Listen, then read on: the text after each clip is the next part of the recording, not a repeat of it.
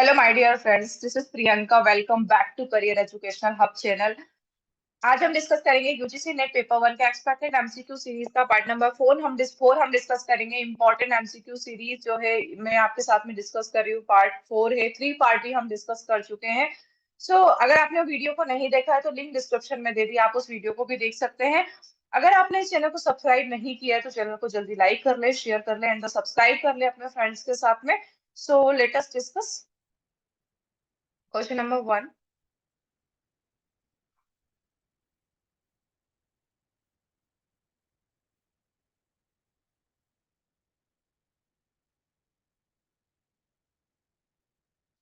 Question number 1. For ensuring effective administration, which of the following is most difficult? For ensuring effective administration के लिए कौन सा जो है most difficult part है? Option number 1. Changing the knowledge of individuals and group. Changing the skills of individual and group. Changing the attitude of individuals and the group. Changing the behavior of individual and the group. Friends, सबसे ज्यादा difficult होता है अगर हम कुछ administration कर रहे हैं, कुछ इफेक्टिव करना चाहते हैं, तो सबसे बहुत ज्यादा डिफिकल्ट होता है किसी भी पर्सन के बिहेवियर को चेंज करना। Option number 4 is right. किसी भी पर्सन के बिहेवियर को चेंज करना थोड़ा डिफिकल्ट होता है। हम नॉलेज प्रोवाइड कर सकते हैं, नॉलेज को चेंज करना, नॉलेज प्रोवाइड करना ये डिफिकल्ट टास्क नहीं होता है। ये हमारा आंसर नहीं होगा। चेंजिंग द स्किल्स, हम किसी पर्सन को नॉलेज चेंज प्रोवाइड कर सकते हैं, स्किल भी प्रोवाइड कर सकते हैं। मैंने आपके साथ में टीचिंग एप्टीट्यूड में जो है एक टॉपिक डिस्कस किया था, indoctrination and the belief and the conditioning और ट्रेनिंग हमने डिस्कस किया था।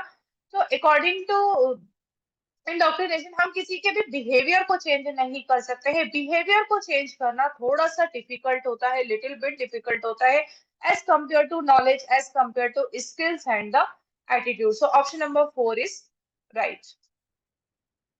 Question number 2। A university teacher plans to study the performance of student in implementing a specific project in terms of their creativity level.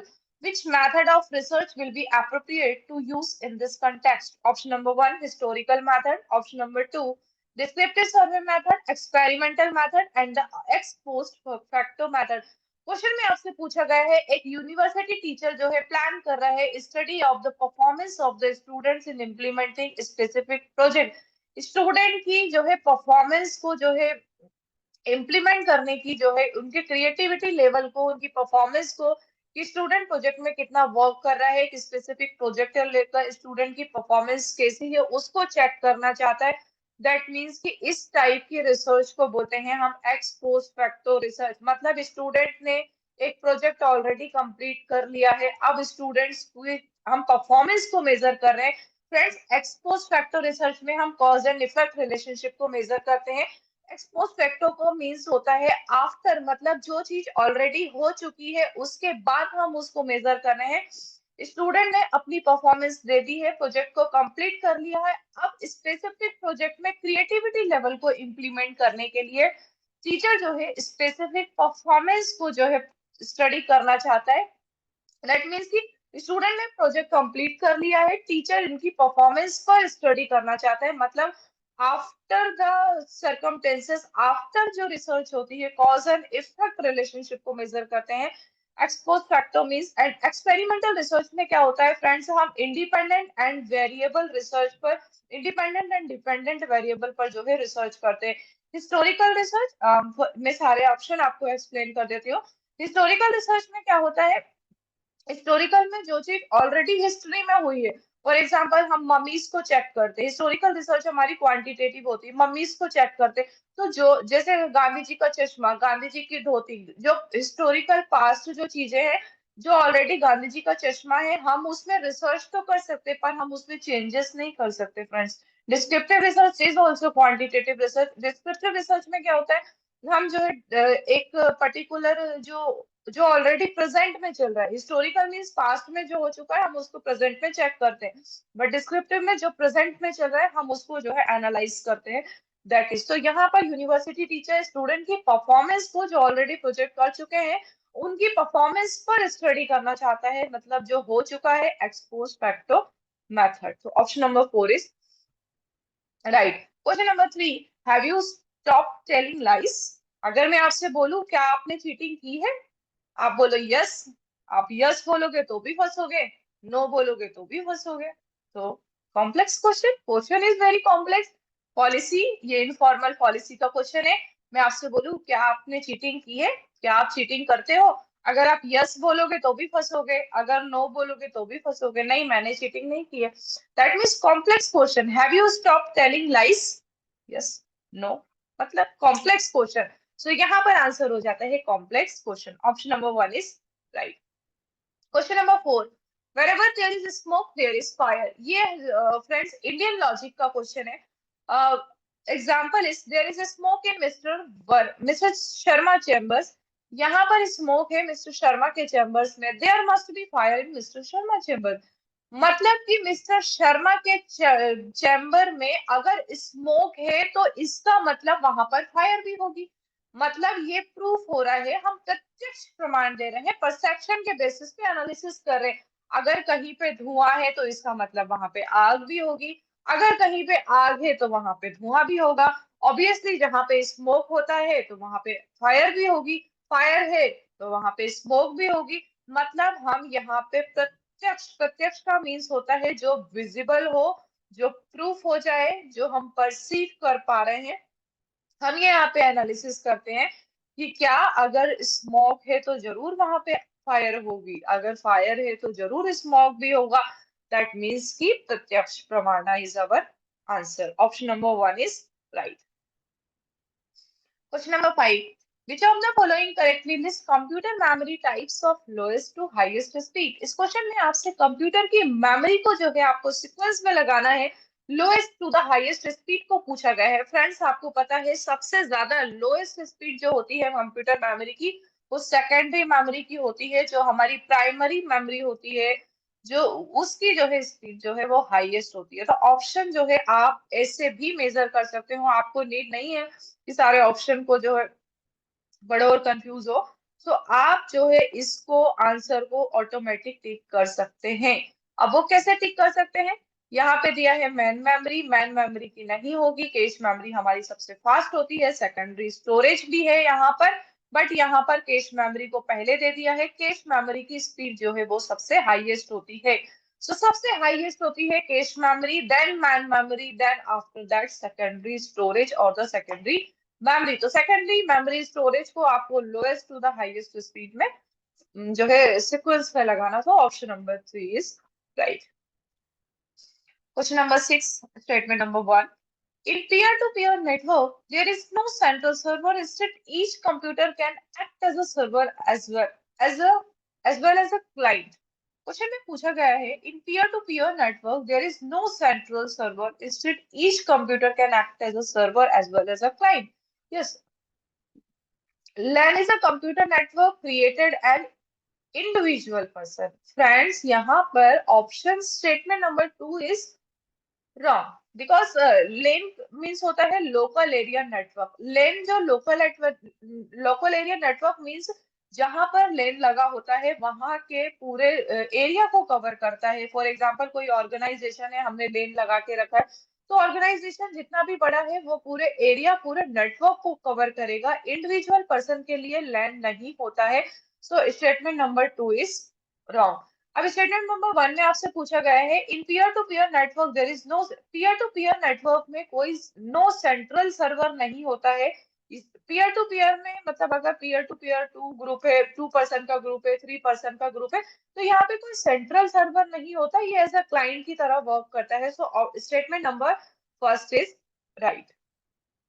तो first is true, statement second is fall. Why statement second is fall?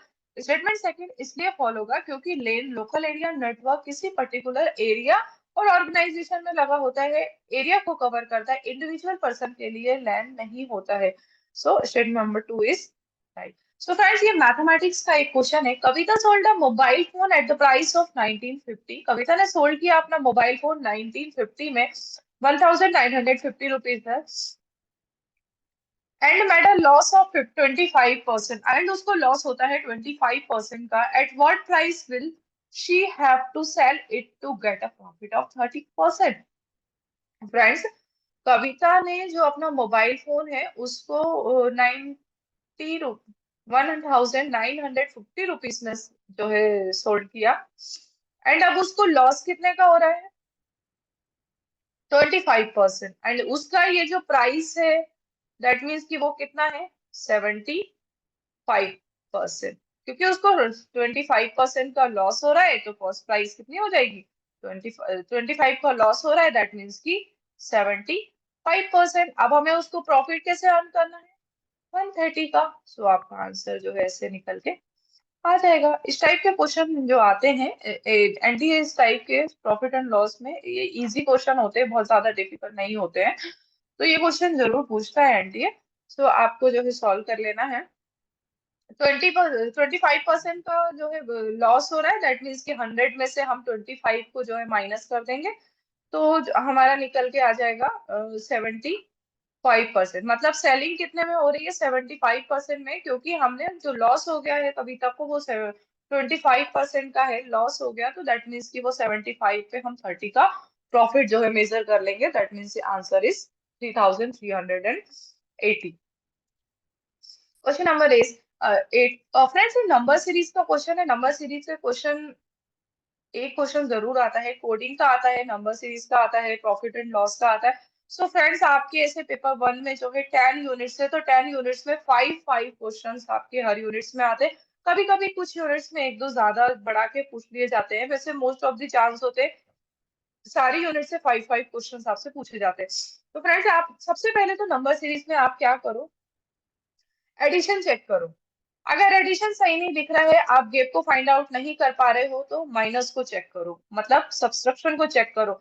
Subtraction check करने के बाद addition and subtraction से भी आपको कोई logic नहीं बढ़ता है नंबर सीरीज में। अगर फॉर एग्जांपल नंबर जो है बहुत ज्यादा इंक्रीज हो रहे हैं, फॉर एग्जांपल 2 लिखा है, 2 के बाद 64 लिखा है, दैट मीन्स कि ऑब्वियसली यहाँ पर इंटू होगा। मल्टीप्लीकेशन मल्टीप्लीकेशन से भी नहीं हो रहा है तो इसका मतलब आप स्क्वायर चेक करो, क्यूब चेक करो। तो ये जो है इस तरीके से आप नंबर सीरीज को सॉल्व कर सकते हैं। ये बहुत इस टाइप के नंबर सीरीज पूछी जाती है। 9 एंड द 11, इसमें कितने का डिफरेंस है? 2। 11 एंड द 15 में डिफरेंस है 4। 15 एंड द 23 में जो है डिफरेंस है 8। यहाँ पर मल्टीपल 2 के जो है फॉर्म में ये चल रही है, 2 2 जा 4, 4 2 जा 8। अब यहाँ पर डिफरेंस है 16, 8 2 जा 16। अब आप यहाँ पर डिफरेंस निकालने के बजाय इसको मेजर कर लो, 16 2 जा 32। तो 32 एंड द 39, 71। सो आंसर होगा 71 इज अवर राइट आंसर। तो यहाँ पे डिफरेंस गेप पूछा गया है 2 के फॉर्म में। Okay, next question. In which year all India council for technical education was set up as a statutory body by act of an parliament? So friends, ये जो है स्टेटरी बॉडी है, all India council for technical education के लिए ये body बनाई गई है। ये फ्रेंड स्टेटरी बॉडी वो बॉडी होती है जो जो पार्लियामेंट में किसी लेजिस्लेशन और एक्ट के थ्रू सेटअप की जाती है, उस बॉडी को हम स्टेटरी बॉडी बोलते हैं। जो टेम्परेरी बॉडी होती है उसे हम एडहॉक बॉडी बोलते हैं। जो एक्ट ऑफ पार्लियामेंट किसी लेजिस्लेशन के थ्रू स्टेब्लिश होगी वो परमानेंट बॉडी होती है। तो हमारी all India council for technical education establish हुई थी 1987 में। Option number second is right. Question number 9, assertion and reason का क्वेश्चन है। If a teacher wants to improve his or her abilities as an effective classroom communicator, he or she should first understand the students. Yes, option number A is right. क्या teacher wants to, अगर teacher improve करना चाहता है ability, तो that means कि ही और she should first understand the students. Yes, teacher को first student को अंडरस्टैंड करना होगा। जब तक टीचर स्टूडेंट को अंडरस्टैंड करेगा तभी जो है वो स्टूडेंट को अच्छे से कुछ कम्युनिकेट कर पाएगा एंड उनको नॉलेज प्रोवाइड करेगा।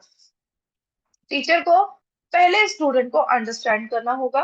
Option number 1 is right. So friends, teaching and aptitude की जब मैं आपको कॉन्सेप्ट करा रही थी तब भी मैंने आपको बोला था कि टीचिंग एंड एप्टीट्यूड में जहां पर स्टूडेंट का वेलफेयर हो रहा है, स्टूडेंट के लिए पॉजिटिव चीजें दी गई हैं, वही आपका आंसर होता है। So assertion is right. Is the ability to understand student are intended listening or disjoint? Friends यहाँ पर नेगेटिव वर्ड दिया है, इसका मतलब आपका ये जो रीजन है वो रॉन्ग हो जाता है कि the ability to understand student and intend and listening are disjoint. Listening क्या, एबिलिटी ऑफ द अंडरस्टैंडिंग और लिसनिंग को क्या हम अलग कर सकते हैं? नो, अंडरस्टैंडिंग और लिसनिंग जो होती है वो इंटीग्रल पार्ट है, हम इसको डिसजॉइंट नहीं कर सकते, हम उसको सेपरेट नहीं कर सकते। So that's why reason is wrong. Option number three is right. Next question. Which of the following statement represent mangrove characteristics as a safety hedge? Friends, ये people development and the environment का question है। आपसे mangroves का जो है characteristics पूछा गया है सेफ्टी हेड के पर्पज से।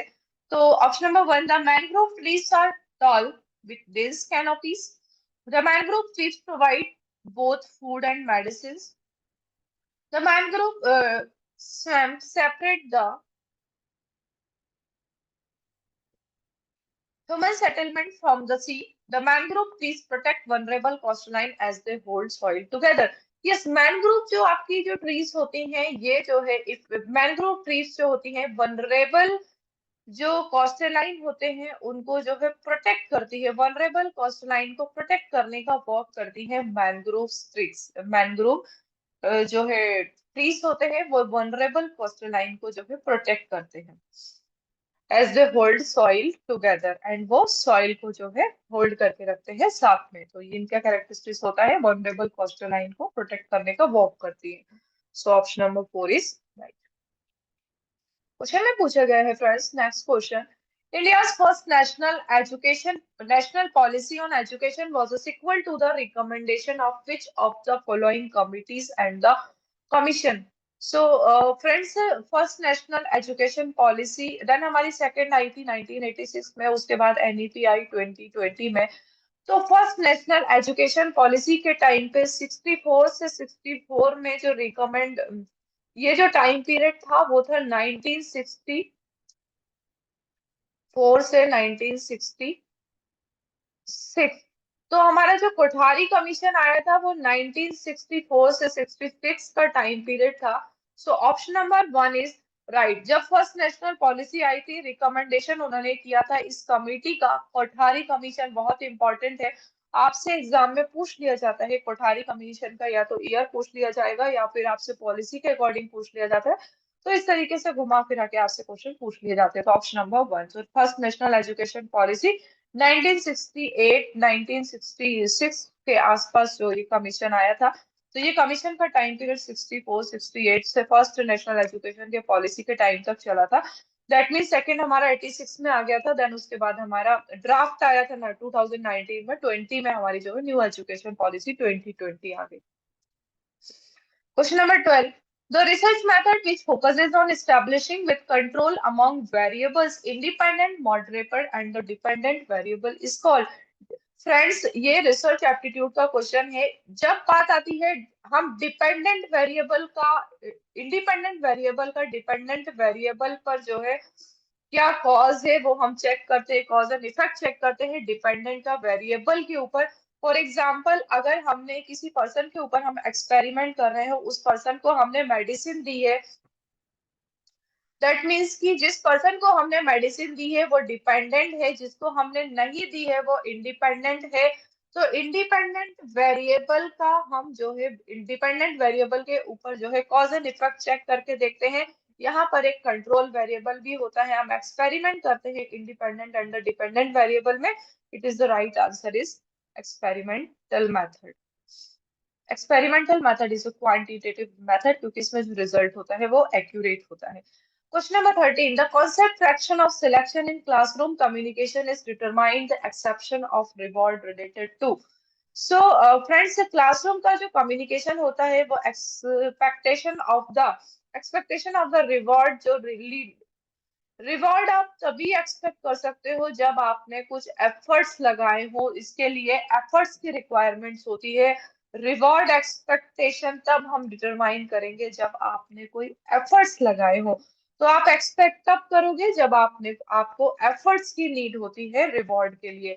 सो option number one is right. Question number 14. Which of the following research focuses on enhancing the corpus of knowledge in a given field? ऐसी कौन सी रिसर्च है जो आपको उस फील्ड में आपके नॉलेज को इनहेंस करने का वर्क करती है? फ्रेंड्स, बेसिक रिसर्च और द फंडामेंटल रिसर्च वो रिसर्च होती है जो जो रिसर्च अभी तक नहीं हुई है। हिस्टोरिकल रिसर्च में मतलब जो ऑलरेडी हो चुका है, कुछ रिसर्च जो ऑलरेडी हो चुकी है, आप उसको इम्प्लीमेंट करने के पर्पज से उसमें उसमें कुछ न्यू सर्च करने के पर्पज से रिसर्च करते हैं। बट फंडामेंटल और द बेसिक और द प्योर रिसर्च भी हम उसको बोलते हैं, वो रिसर्च होती है जो आप बेसिक्स से स्टार्ट कर रहे हो, जिस फील्ड में अभी तक कोई रिसर्च नहीं हो हुई है, किसी भी ऑथर ने उसमें रिसर्च नहीं की है, तो वो रिसर्च होती है फंडामेंटल और the basic research. Pure research भी हम बोलते हैं, मतलब आप बेसिक से उस रिसर्च को स्टार्ट करते हो। जब आप बेसिक से किसी रिसर्च को स्टार्ट करते हो तो इसका मतलब है उस फील्ड में आपका जो नॉलेज है वो इंक्रीज हो जाएगा। तो fundamental research is your answer. So friends, this is last question. Major promises and the minor promises logical reasoning का ये क्वेश्चन है। And mood and the figure मैंने आपको लास्ट वीडियो में बताया था। ए ई आई ओ, मेजर प्रोमाइसेस। सो फ्रेंड्स, जो पहले होती है वो मेजर प्रोमाइसेस, देन माइनर प्रोमाइसेस। इनका जो सीक्वेंस होता है मेजर माइनर फिर दो देन फिर कंक्लूजन। तो आपसे मूड पूछा गया है फ्रेंड्स। नो, नो का मीन्स होता है E. Friends, A means all, E means no, I means some, and O means some, not. O means friends, इसमें अच्छे से लिखते नहीं आ रहा है, मैंने राइटिंग पैड ऑर्डर किया है। मे बी उससे राइटिंग जो है वो लिखने में आसानी होगी। सो फ्रेंड्स, यहाँ पर ए ई आई ओ। सो नो को क्या बोलते हैं हम? ई। ए मीन्स ऑल, तो यहाँ पे नो का हो जाएगा ई। एंड माइनर, ऑल को क्या बोलेंगे हम? ए। Some, not, O. तो हमारा जो मूड हो जाएगा वो हो जाएगा E A O. So answer number third is right. कि मैं आई होप कि आपको ये जो है वीडियो बहुत इंफॉर्मेटिव लगा होगा एंड सारे क्वेश्चन को आपने इजीली अंडरस्टैंड कर लिए होंगे। अगर आपको वीडियो इंफॉर्मेटिव लगता है, अगर आपको वीडियो जो है अच्छा लगता है, तो अपने फ्रेंड्स को ज्यादा से ज्यादा जो है आप शेयर करिए। And all the best for your exam. अच्छे से स्टडी करो and daily mock test practice करो, एमसीक्यू करो, प्रीवियस ईयर क्वेश्चन करो, उनको एनालिसिस करो। एंड अगर कोई क्वेरी आती है, कोई डाउट आता है, तो आप मुझे जो है मेल कर सकते हैं पंजाबी प्रियंका 7676@gmail.com पे। एंड टेलीग्राम चैनल की लिंक भी जो है मैंने आपको यूट्यूब के जो है आईडी में प्रोवाइड कर दी है। डिस्क्रिप्शन में भी मैंने टेलीग्राम की लिंक दे दी है। आप टेलीग्राम चैनल को की लिंक को जो है ग्रुप को ज्वाइन कर लीजिए, तो आपको जो है वहां पे पीडीएफ एंड द नोट्स जो है इजिली मिल जाते हैं। तो all the best for your exam and have a nice day. Thank you so much.